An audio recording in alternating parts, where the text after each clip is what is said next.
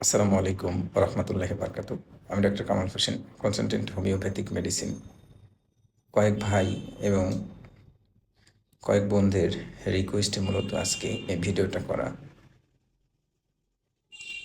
বোনরা রিকোয়েস্ট করেছেন যে তার হাজব্যান্ডের সমস্যা, ভাইরা রিকোয়েস্ট করেছেন যে তাদের নিজের সমস্যা। এই ধরনের সমস্যা আসলে ডাক্তারকেই বলা যায়। ভাইদের কথাটা আগে বলি। ভাইরা জানতে চেয়েছেন যে আমার ভ্যারিকোসিল,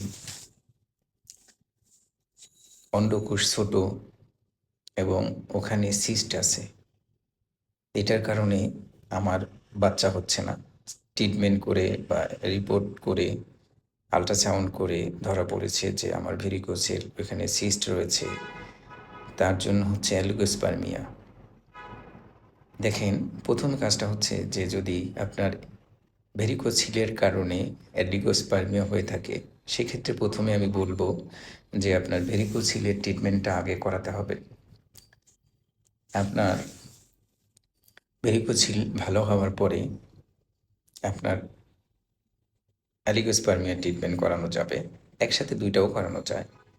ভেরিকোসিল কারো গ্রেড 1, গ্রেড 2, গ্রেড 3 তে থাকে। তার মানে অনেক ডিপ পর্যায়ে চলে গিয়েছে।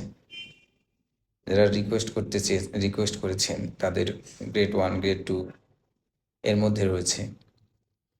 তো আমি বলবো, অনেকে বলছেন যে অপারেশন করার জন্য।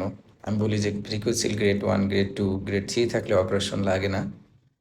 যে হোমিওপ্যাথিক মেডিসিনের মাধ্যমে এটা দ্রুত ভালো হয়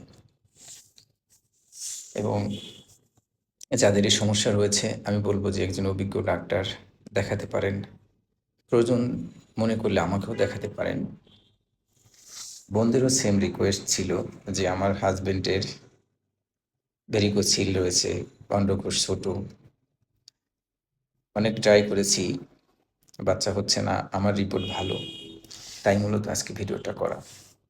বোনদের বলবো যে আগে ভেরিকোসিল যে সমস্যাগুলো রয়েছে, অন্ডকোষ ছোট, সিস্ট রয়েছে, এগুলো ভালো হলে আশা করি আস্তে আস্তে আপনাদের যে অলিগোস্পার্মিয়া, এই যে সমস্যা রয়েছে অ্যাজাস্পার্মিয়া, এই সমস্যাও আস্তে আস্তে রিকভারি হয়ে যাবে সাথে সাথে আশা করি।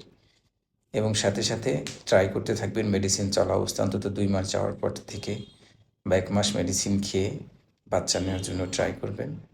এরপরে 3 মাস ওষুধ খাওয়ার পরে আল্ট্রাসাউন্ড করবেন। আল্ট্রাসাউন্ড করলে দেখবেন যে নাই, ভেরিকোসিল ভালো হয়ে গেছে এবং আপনাদের যে অন্ডকোষ ছোটো রয়েছে হাজব্যান্ডের, এটাও ঠিক হয়ে যাবে, লেভেলে চলে আসবে এবং ভেরিকোসিলের প্রবলেমও রিকভারি হয়ে যাবে ইনশাল্লাহ।